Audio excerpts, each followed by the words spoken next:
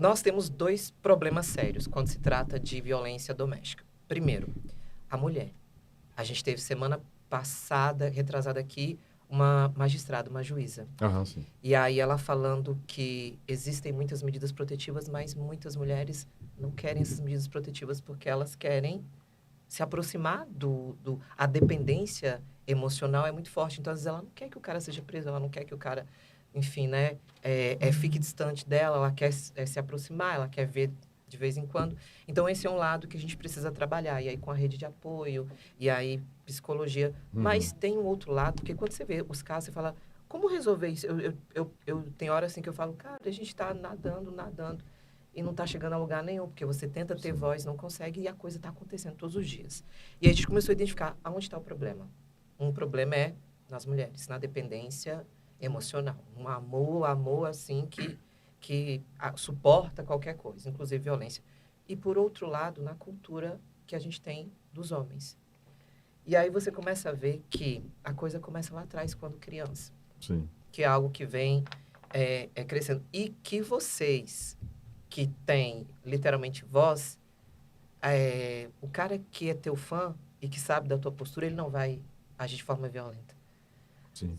Porque ele te admira, ele sabe que você não faria isso, que para você é algo abominável. Os meninos, então, quando você vê aquela galerinha em volta deles lá, aí você fala, esses meninos, eles têm eles como espelho. Então, se você falar, olha, você vai ser homem, trate sua mulher e tal, muito provavelmente essas crianças lá na frente, elas não vão, ou dificilmente vão ser pessoas violentas com as mulheres. Então, eu queria muito que vocês, homens, falassem do assunto. Quando eu dou aula, eu trabalho com um plano distrital de políticas para as mulheres também, e aí, para concurso público, eu noto que os homens, eles se encolhem, é como se falassem, esse assunto não é meu, então eu não tenho propriedade para falar. E eu sempre falo, falar de mulheres não significa criar uma guerra com os homens. Muito pelo contrário, a gente precisa que vocês venham por nosso lado. Então, eu queria que vocês falassem um pouquinho da influência de vocês junto aos homens, às crianças, aos adolescentes, e que se vocês já pensaram, de alguma forma, de incluir no dia a dia de vocês uma fala sobre isso, alguma coisa nesse aspecto, ou se já incluem, né? Uhum. Então, na verdade, assim, eu acho, eu sempre falei isso, né? Porque eu estou na frente deles aqui não, mas eu acho o Naldo um gênio. Porque ele consegue fazer algo que, por ser um cara de periferia, ele consegue fazer algo que é espetacular. Para mim é espetacular. Eu acho que a criação de Ceilândia Muita Treta é divino. E chega a ser espetacular. Por quê? Porque o Naldo ele consegue fazer o humor muitas vezes ácido, entendeu? Mas ele sabe o lado que ele está. Isso é super importante. E quem assiste vê, percebe. Vê.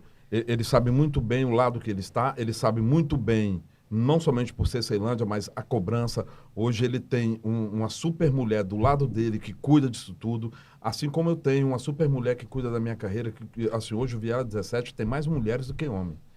Entendeu? Ah, mas isso aí é uma reparação de uma certa forma, sim. Eu fiz uma música na pandemia e gravei um videoclipe de uma música chamada Confinadas. E essa música, ela diz justamente de algo que estava acontecendo ao nosso lado e a gente não percebia. Tinha uma menina que trabalhava com Viela 17 e tal, e ela sofria abuso de um cara que, assim, todos os ensaios abraçavam o cara, pensando que era um cara bacana, papapá, mas ela, no silêncio, sofria no silêncio. E aconteceu na pandemia algo que foi, para mim, assim, foi muito marcante, que foi realmente o start para mim escrever essa música e gravar esse videoclipe. Foi de uma mulher, entendeu? E essa mulher, eu fui ajudar essa mulher, eu peguei algumas famílias para cuidar e tal, e essa mulher foi uma delas, que ela com 6 filhos. E eu fui levar cestas básicas para ela. Entreguei para ela. No outro dia ela me ligou e falou, olha, você poderia pegar a cesta de volta? Falei, como assim? Meu marido não aceita de hipótese alguma que um outro homem mate a fome dos filhos dele. Beleza, eu fui lá. Quando eu cheguei lá, mas eu não fui para pegar a cesta, fui para debater mesmo. Quando eu cheguei lá, o cara estava bêbado e a mulher falou, olha, ele de uma certa forma, ele alimenta a família. Só que assim, eu prefiro apanhar e meus filhos terem o que comer, entendeu? Do que, assim, de repente aceitar o seu alimento e arrumar um outro problema. Eu entendi, mas a primeira coisa que eu falei para ela, você já pensou em denunciá-lo? Ela falou, cara, como é que eu faço para denunciar? Eu tenho 6 filhos com ele.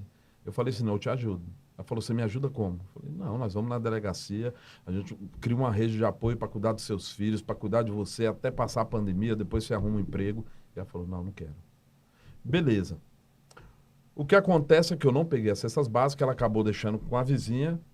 Todo dia que faltava alguma coisa, ela ia lá e pegava e levava para casa para fazer a comida. Até o dia que ela me ligou e falou, separei dele, porque eu não aguento mais apanhar, estou apanhando todos os dias. Aí, beleza. E aconteceu uma tragédia gigantesca com essa mulher. Porque ela e 6 filhos, e ela falou, agora eu estou sem marido, como eu vou pagar o aluguel, que é a dependência financeira, né? Não somente emocional, mas a financeira, que é a que mais pega. Tenho que pagar aluguel, tenho que sustentar 6 filhos, estamos numa pandemia e eu não tenho trabalho, o que eu faço? Falei, sobre o alimento dos seus filhos, está tudo certo. Agora vamos correr para... Aí ela falou, uma irmã minha está vindo para cá, porque ela vai trabalhar, eu cuido dos meninos, cuido dos filhos dela, ela trabalha e aí a gente vai se virando, você vai dando os alimentos. Para ser bem objetivo e breve aqui nesse assunto. Chegou um momento que a irmã chegou lá com 5 filhos. Aí ela ficou cuidando de 11 meninos, trabalhando, ela ficava cuidando de 11 meninos e a irmã ia fazer bico, trabalhando e tal, e eu mandando alimento. O que acontece é que a irmã pegou o Covid e morreu. Os 5 filhos. Aí ela teve que ficar agora com 11 filhos, ela e o aluguel. Gente, E quando você parte para esse pressuposto, você fala assim, mas isso acontece uma vez... Não, isso acontece todos os dias nesse país. Todos os dias, inclusive o que você falou, vale ressaltar isso. Nesse exato momento, tem uma mulher sendo estuprada e espancada nesse país. E um homem, sim, ele deve meter a colher, como eu faço, como o Ceilândia Muita Treta faz, como os meninos sabem da nossa responsabilidade. Porque eu não deixei, e eu acredito que nenhum deles deixou, a questão do heterossexual, do machismo tóxico, tomar conta da gente. Sabe por quê? Porque eu posso falar, eu tenho 52 anos, então eu já nasci num ambiente muito machista. E eu quis ser totalmente ao contrário disso, porque meu pai, quando ele abandonou a minha mãe, abandonou praticamente, eu tinha 11 anos de idade, eu tive que aprender a valorizar uma mulher que, com todo o esforço do mundo, conseguiu criar 6 filhos. Então, assim, a minha mãe hoje para mim, minha mãe hoje é meu ponto de partida, o meu modo de pensar e respeitar as mulheres. E eu sempre tive muita sorte, porque eu casei com uma mulher também com o mesmo pensamento que de outros relacionamentos foi agredida, passou... comeu pão que o diabo amassou, e hoje é uma guerreira, uma mulher lutadora, que hoje está fazendo o seu próprio papel como protagonista. Entendeu? Eu escolhi uma mulher para caminhar do meu lado, não atrás de mim. Entendeu? Eu, graças a Deus, consegui isso. E mesmo assim, eu tenho uma filha, que hoje é mãe, que me deu uma neta, que cuida e passa os mesmos ensinamentos. Nós criamos uma bolha, que essa bolha, em vários momentos, ou seja no palco, ou seja em palestra, ou seja em qualquer lugar, eu faço ela extrapolar para que outras pessoas virem formadores de opinião. Eu trabalhei no Instituto, com o pessoal do Instituto Papai, que foi uma parada muito louca. Você chegava nos caras que estavam no presídio e você falava assim, amanhã é dia das mulheres, as suas mulheres vão vir visitar. Entrega uma flor para ela. O cara achava que era a pior coisa do mundo. Ele ia deixar de ser homem, um macho alfa, se ele entregasse uma flor para a mulher dele. E isso acontece todos os dias nesse país. Os presídios estão lotados de homens heterossexuais, tóxicos, entendeu? Que acham que é isso mesmo. Acham que mulher, não, peraí. Eu estava falando isso porque... Eu acabo estendendo, senão o Ceilândia Muita Treta não fala. É só para fechar essa história. Eu estava falando isso ontem com a minha esposa. Cara, há 50 anos atrás, uma mulher não podia jogar nem futebol nesse país. Há 50 anos atrás, uma mulher que traísse seu companheiro, ela poderia ser morta. O marido tinha um direito de legítima defesa da honra. Que até caiu por terra, mas existe ainda uma briga ainda no STF justamente para se livrar isso aí do nosso país. Porque tem que se livrar disso aí. Tem que livrar. Quantas mulheres não perderam a vida para homens que se acham que é macho porque matou a mulher? Na moral, se ele foi traído é porque ele não deu atenção a ela. É verdade. Você está entendendo? E isso não é desculpa nenhuma para nenhum homem, nenhum macho escroto tirar a vida de uma mulher. Em hipótese alguma. Assim, muito sofrido quando você vê. A gente teve uma situação na semana retrasada não foi aqui no Distrito Federal, mas foi de uma moça.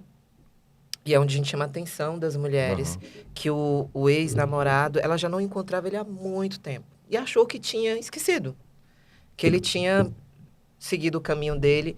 E ela fez uma postagem no Instagram que estava num bar, no momento. Eu vi. E aí acabou que ele foi lá, depois ela não esperava e acabou cometendo Sim. o assassinato. Sim. 3, 4 dias depois, não sei se você acompanhou, o filho de 14 anos se matou no desespero. Então você vê, a família acabou. Porque ela foi morta e o menino não suportou a ausência da mãe. Então, assim, quando os meninos estiveram aqui do Ceilândia Muita Treta, a gente falou da questão também dos filhos, né, dos órfãos do feminicídio, que, enfim, né, ficam com sequelas. Não acaba ali o feminicídio. Tipo, tem uma continuidade, infelizmente, triste. Porque, igual você falou, nesse caso, por exemplo, a mãe foi morta, o filho não suportou o processo. Que é tipo de abster aquele sentimento. Só que o dele foi talvez um dos menos piores. Porque você imagina, por exemplo, ele vai lá, cria um sentimento de revolta por aquele cara. Ele vai lá e mata aquele cara. Aí o outro filho do cara, o irmão do cara, vai lá e mata esse menino. Aí esse outro menino, então vai virando uma bola de neve e vai só se crescendo. Então o feminicídio nunca acaba ali no feminicídio. Nós chamamos isso aí de cadeia macabra. Entendeu? Porque assim, é uma continuidade, ela tem que ter um fim. E os homens têm responsabilidade gigantesca sobre isso. Você está entendendo? É igual um garoto que não se... Um garoto que hoje ele já cresce com essa ideia de não, mas peraí, mulher é algo inferior. Cara, ninguém nasce assassino, ninguém nasce racista, ninguém nasce preconceituoso. Isso é empregado dentro das famílias. E a falta do Estado em atenção às famílias que cria esses monstros. Você está entendendo? Que cria esses monstros. Teve aquele outro lá do BBB que, ó, tô com ódio daquele maluco lá. Eu já não gosto daquele cara. Aí o que acontece? O cara, ele faz com que a mulher, ele estuprou uma mulher, e ele faz com que ela se sinta vítima, ela não denuncia ele, e assim, ele tem tem milhares de seguidores, milhões de seguidores de pessoas. Olha, mulheres falando, estamos com você. Elas só estão porque elas não foram mortas, elas não foram estupradas. Então, assim, a gente tem que começar a se colocar no lugar do próximo. Entendeu? Porque a gente tem muito essa parada de, mas não aconteceu comigo, tá tudo bem. E assim, eu digo por mim, a denúncia é muito complicada, sabe, Japão? A gente, às vezes, fala, mas por que ela não falou antes? Não, ela não falou, mas é muito complicado, eu vou tirar por mim. Sim. Recentemente, eu fui numa reunião de trabalho, não foi aqui no Distrito Federal. E aí, no final da reunião, tipo, umas 20 pessoas, vamos tirar uma foto. Uhum. E aí, eu fui tirar foto, normal. E nisso, na hora da foto, um homem encostou suas partes íntimas em mim. Uhum. E eu fiquei ali parada, tipo... O quê? Sem reação. E logo isso não tem tanto tempo. Pode dizer assim, foi há 10... Não, foi ano passado. E aí você fica assim, eu vou gritar, mas esse tanto de gente aqui... Tipo, como que eu vou gritar, fazer esse escândalo aqui na frente de todo mundo? E foram coisas de segundos, mas aí passa pela sua cabeça. Não, deve ser sem querer. Nunca é sem querer. Não é sem querer. Nunca. Aí passou. Nunca é.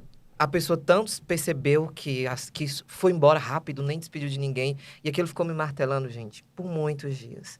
E aí vem a parte do choro, da raiva de não ter feito nada, de não ter gritado, de não ter... Sabe? Então, assim, aí você vai passando por vários processos. Não acredito que eu aceitei isso, não acredito.